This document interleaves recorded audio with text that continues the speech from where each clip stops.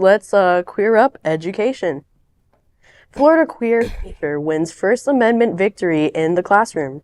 A federal judge made a significant ruling mandating that Florida education authorities permit a transgender teacher, Katie Wood, to use she/her pronouns while at school.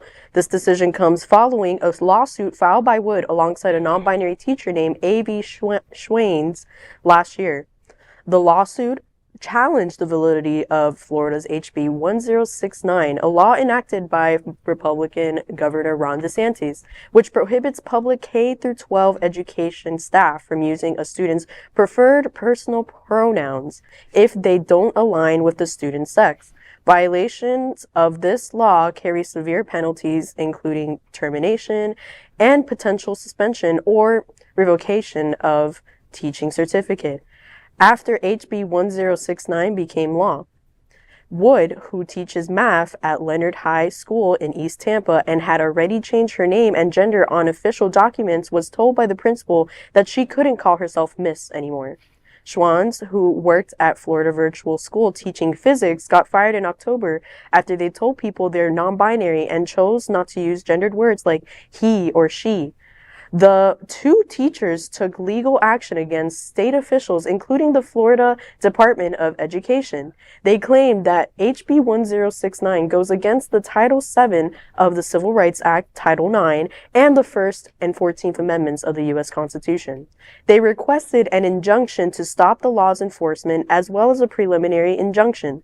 On Tuesday, Judge Mark Walker approved Wood's request for a preliminary injunction on the grounds it violated Walker's free speech. There's a lot to say with this one because I actually have friends who are currently in the education system. They are teachers. They don't have binary pronouns. They go by they, them, and they have to literally hide themselves in order to not face firing, in order to not face job insecurity.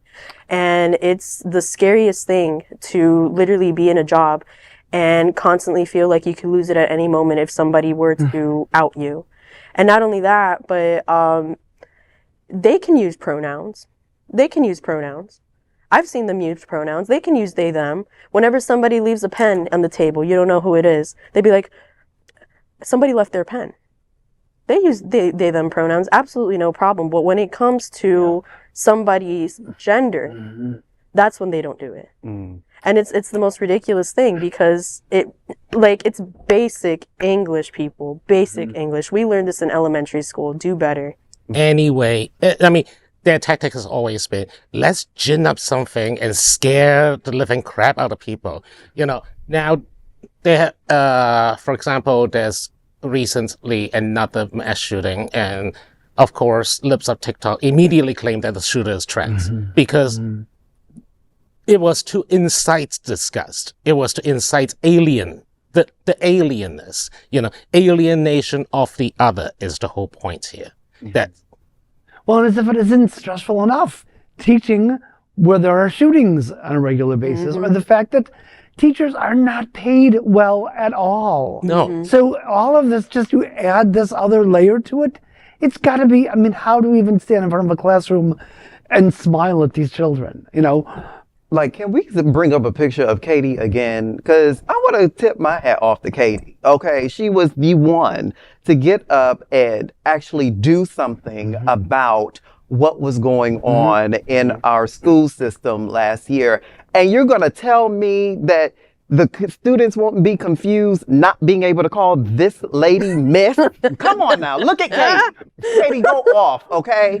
I want to really, all heroes don't wear capes, and this is a story about that. These are the heroes. These are the actions. These are the things we need to be seeing being done in our community just by regular people. You have power. Like, come on, Katie.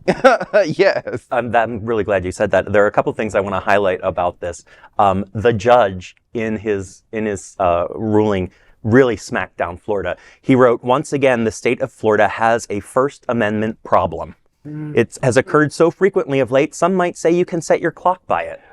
So, I mean, clearly the judge is sick of what's going on in Florida. Yeah, right. But also in this ruling, the judge gives us a nod to LGBTQ+. He writes, ours is a union of individuals celebrating ourselves and singing ourselves, being ourselves without apology. Walt Whitman, Yep. gay For sure. LGBTQ plus poet, writes, I celebrate myself and I sing myself, and what I assume, you shall assume. For every atom belonging to me as good belongs to you. Song of myself. So this judge, I think, did a fantastic job of giving Florida a smackdown, and then, in his opinion, incorporating one of our own dead poets. Bravo. Bravo.